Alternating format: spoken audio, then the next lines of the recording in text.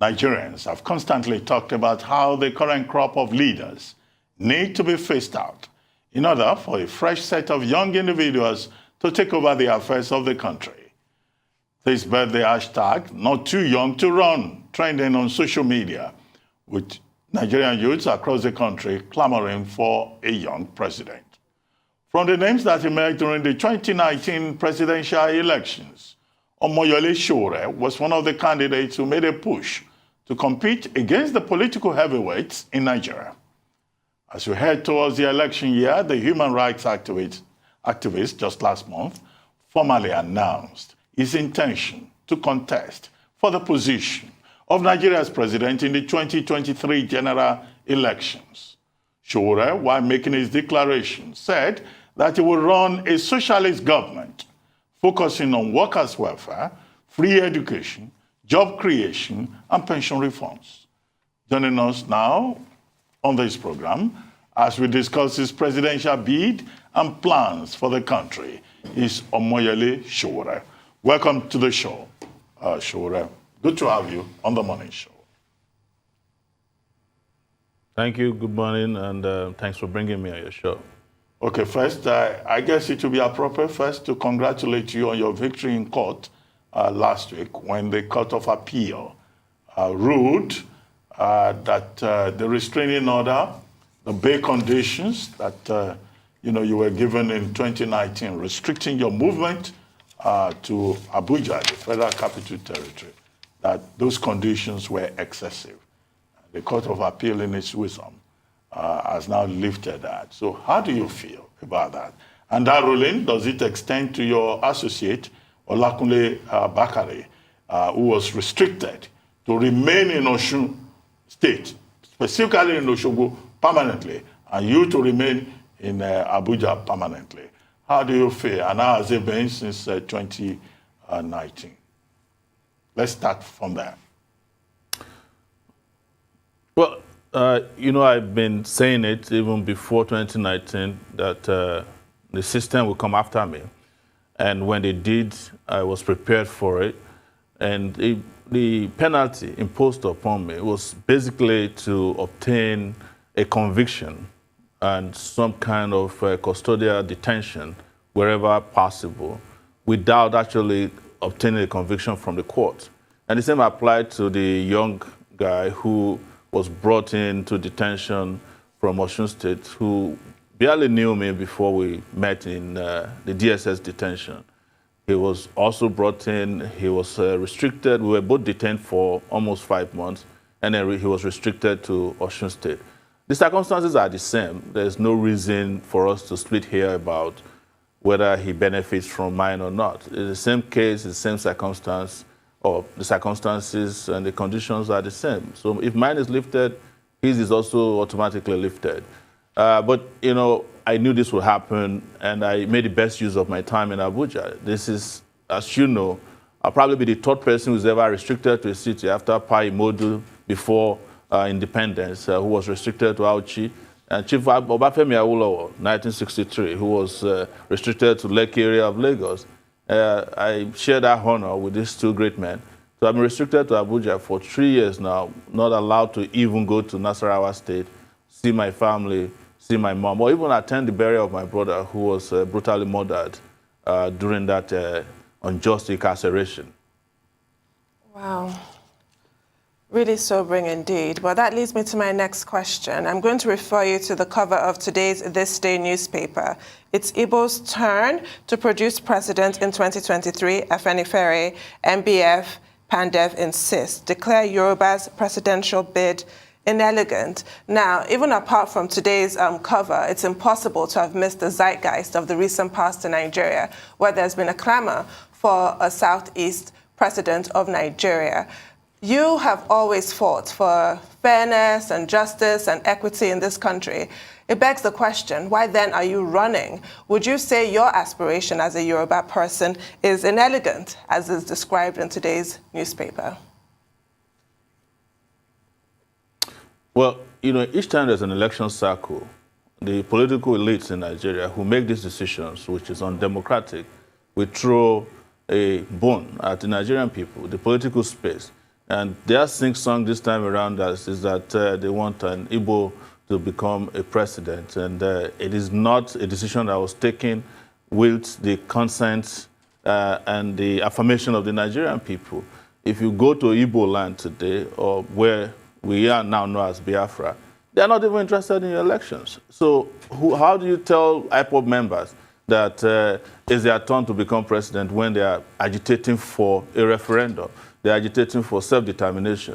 The Yoruba people you refer to, nobody went to Yoruba to ask what they want. Nobody went to Nigerians. And I do not describe myself in ethnic, under ethnic banners. I do not accept and never allow myself to be boxed into a corner, because when I'm fighting for justice, I'm fighting for everybody. I'm fighting for every human being. It's a fight for humanity. It's not a fight for some ethnic enclave. When Nnamdi Kanu goes to court and I go to Abuja High Court and I sometimes almost get stabbed or killed, I'm not asking about his ethnicity. I'm fighting for his rights. If Sunday Igboho is attacked and people are taken from his house, killed, including his cat, when I go to court to fight for him or join others to ensure that they get justice, it's not because I'm thinking of it as a Yoruba man.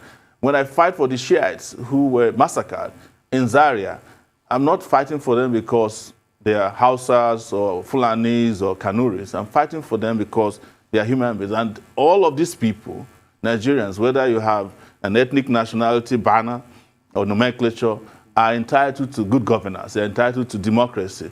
They're entitled to progress. So an Igbo man becoming president of Nigeria will not make a difference if he's not the right person to lead, because we've done it before. We had a Yoruba man who was president of Nigeria. The Yoruba people did not even vote for him in 1999 because they knew he would not take them to the so-called promised land. And he disappointed. You had an Ijaw man who was president for several years in Nigeria. He did not make the Ijaw nation a better nation. He did not stop pollution. He did not give them roads. He didn't give them electricity. So why are we now wasting our time having conversation about? We should zone the presidency to the geographical area or the intellectual area known as competence and great character. Okay, so in this debate, I'd like to ask you, Omoyele Sowore, what makes a good president?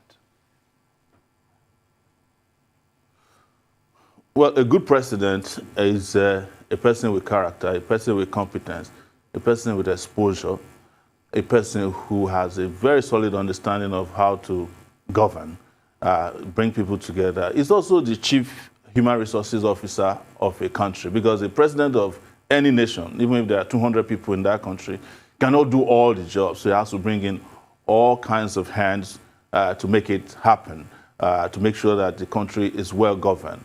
And we don't have a shortage of that in Nigeria. What we have a shortage of is the processes that produce the right people to govern the country. These processes, individuals, political parties, and machineries, and also mercenaries, have thwarted our ability to elect the most competent amongst us. That's why we get insulted that it's time to bring an Igbo president. It's a very divisive strategy to make people believe that if you bring an Igbo president to Nigeria, suddenly Nigeria will become El Dorado. As if it is not an Igbo president, an Igbo governor, that has detained a pastor for months now. And some of them, were the ones who started the massacre of IPOB members when they were governors, when one of them was the governor of Anambra State, particularly Peter Obi. So we cannot just discountenance the importance of great leaders, people who are competent. That's what this country needs. If I could invent an app that can govern Nigeria very well and make you have roads, electricity, make you have all the great things of life, your schools good for the children, and make the country safe and infrastructures working, would you be asking whether that app is made by an Igbo man or a Yoruba man or made by an Ibibio or a TV? No. You just wake up and be happy. I lived in a part of the U.S. where I didn't know the name of the mayor of my town because things were working. There are some places where you don't even know the governor of the state because it doesn't affect your micro-stability as a human being. Well, Sowore, let's stay on this a little bit. Yesterday, there was a Greater Nigeria conference in Abuja with the theme Together We Can, led by Afenifere Renewal Group, Middle Belt Forum, and the Pan-Niger Delta Forum. And one of the resolutions is that, look, people from the South-South or from the Southwest should not show interest in the presidential race for 2023, because that will amount, as Payo Adebanjo put it, to align the North and its leaders to play the politics of divide and rule, and that there should be consensus on focusing on an able presidency. The emphasis was not on intimidating other people, but equity, fairness, and justice. But from what you are saying, it looks like you don't intend to step down.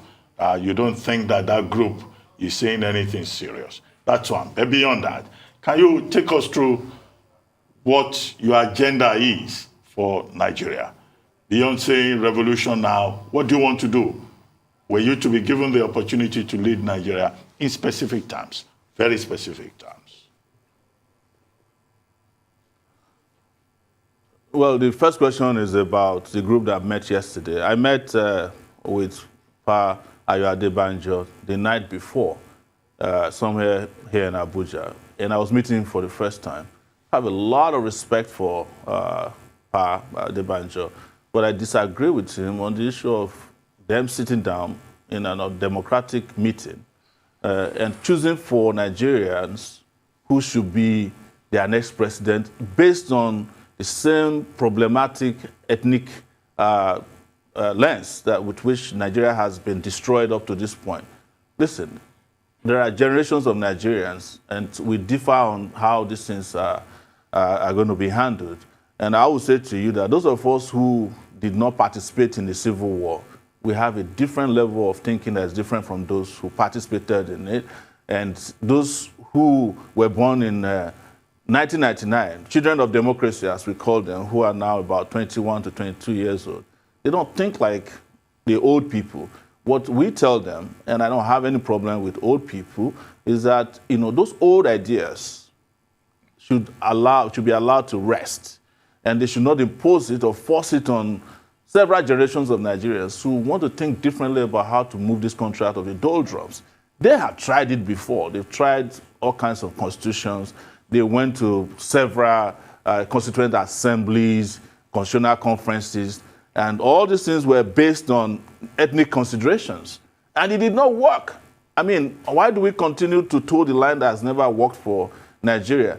If you ask an average Nigerian at the time they enjoyed this country, anytime, it would be probably when the country was doing well economically, not when it was governed by somebody from an ethnic group.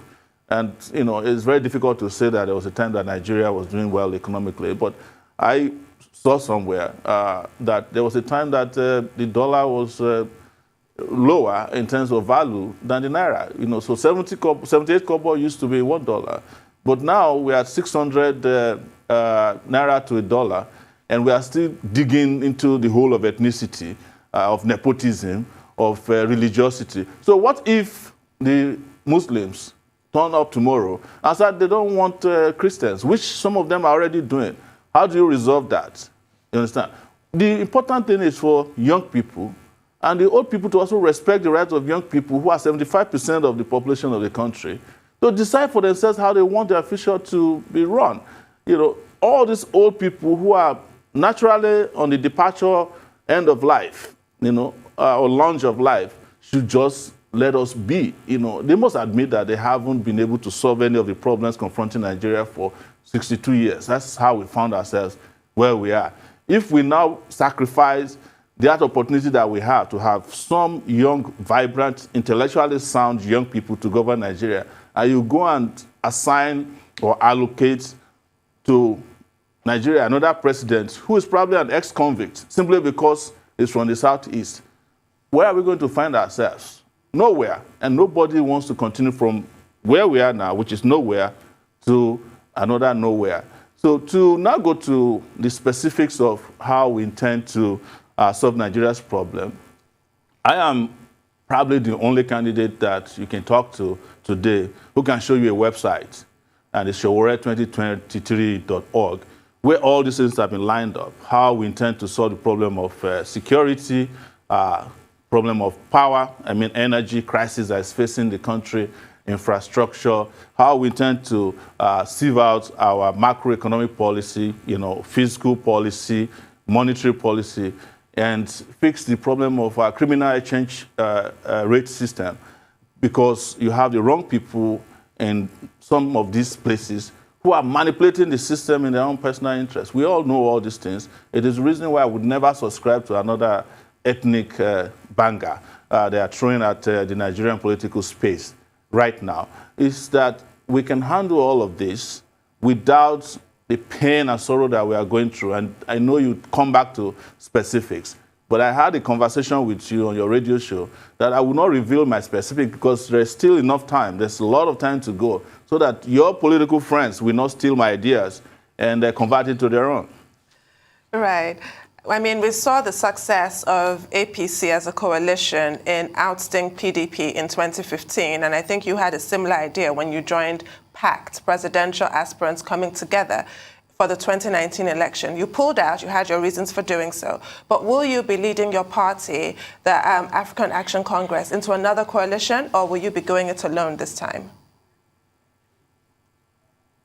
Well, I want to correct the impression you created that the APC coalition was a success. If it succeeded, we wouldn't be where we are today. I said they were successful in ousting the PDP. That's a statement of fact. I said they were successful in ousting the PDP. Yeah, all right. Yes. So that's right. It was one criminal set of people ousting, another criminal set. That's what I will tell you. In terms of our political party, we are willing to join hands with Nigerians anywhere, whether they organize other political parties, movements, or they are individuals who want to come together. We don't want to label it coalition because these things are very tenuous.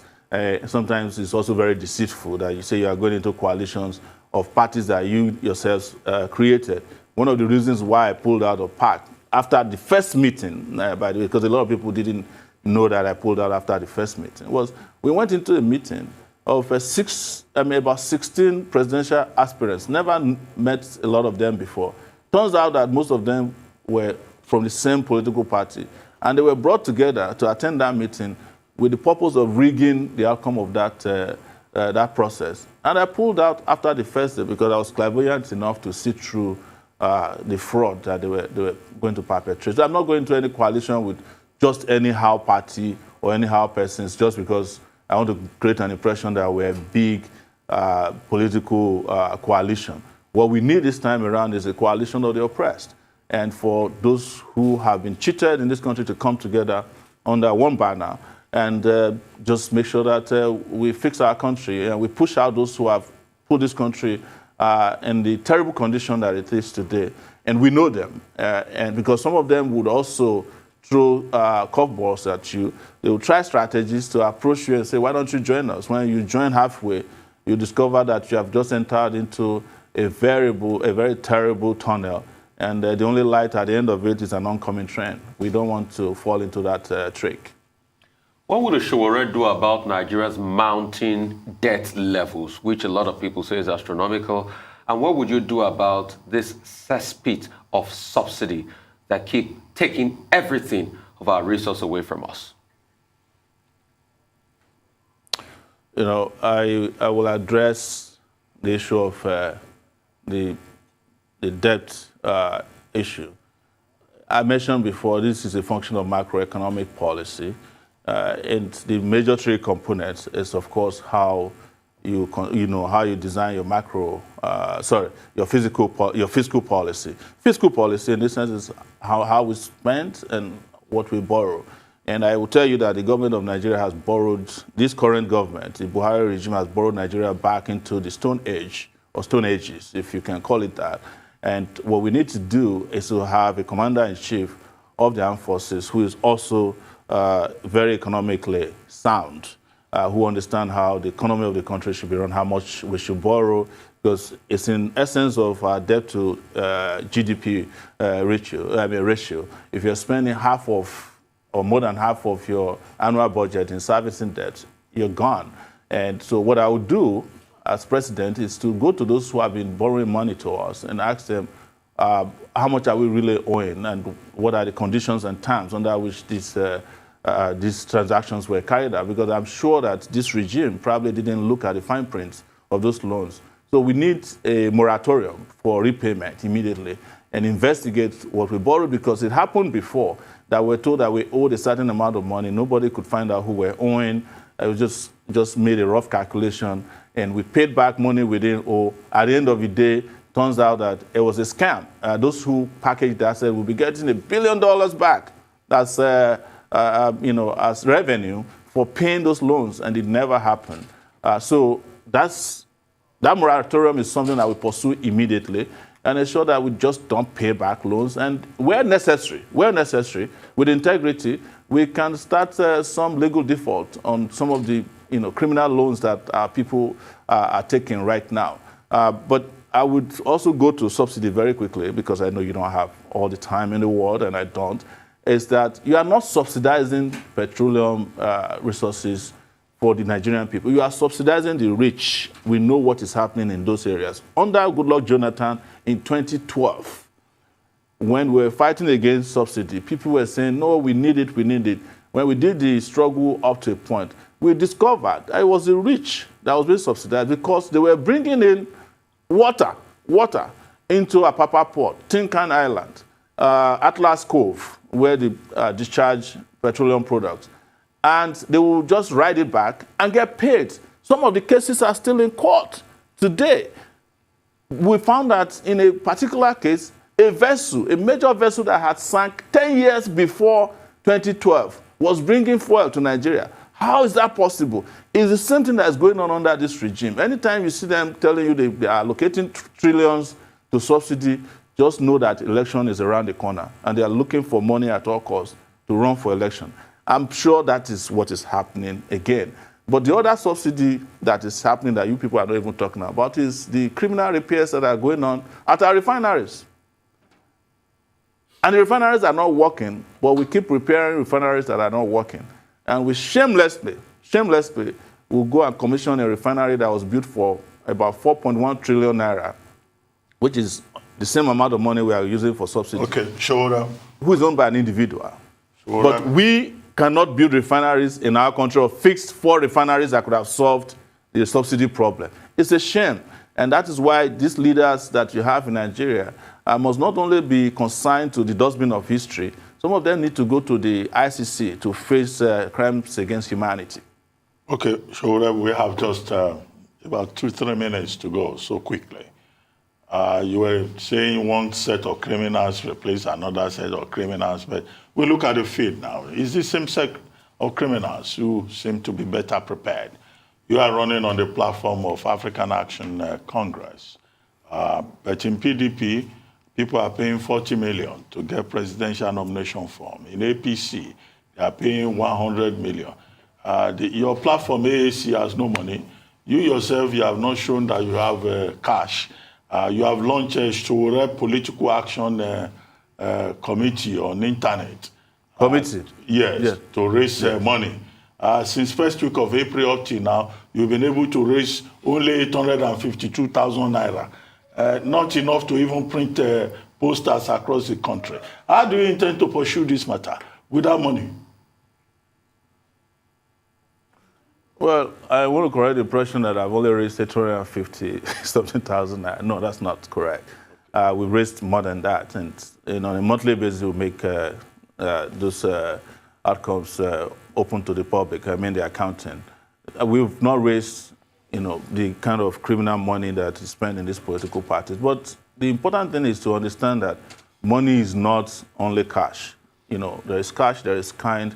There's human sweat, there is citizen equity, as I like to call it. People who on their own, as we're speaking, are tweeting about what I'm saying, are talking to people based on my talking points. People who are saying, look, we cannot continue like this, and they are investing their own time. There are people who are putting posters on their own. There are people who are putting contents out there on the internet. People who are paying for radio, paying for social media postings, boosting some of the things I've said. That has made it possible for me to be way ahead of some of the people who are paying 100 million naira. Because Nigerian people understand that nobody amongst these guys will be willing to invest his own 100 million naira to take a form.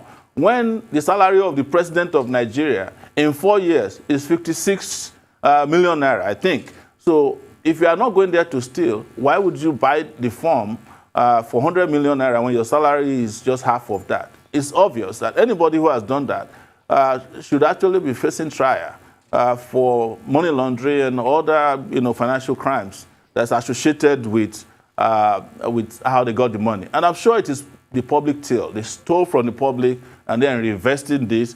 Like I think President Obasanjo, former President Obasanjo once said, and I never agree with that man, but on that one I agree with him, that anybody who told you that somebody bought him a form, never vote for him, because nobody will buy a Nigerian politician 100 million naira form or 40 million naira form to do anything. I told you in 2019, we raised less than 200 million naira, but our 200 million naira campaign shook this country till today to the point that those who spent billions have not recovered from our participation in 2019. And by 2023, it will be over for them. Money will be shamed. Cash will be consigned to dustbin because the cash they have no value. Our ideas cost a lot more than all these forms and their investments, their crooked investments combined. Okay, thank you very much, Omoyele Sowore, for joining us on the morning show. We wish you well.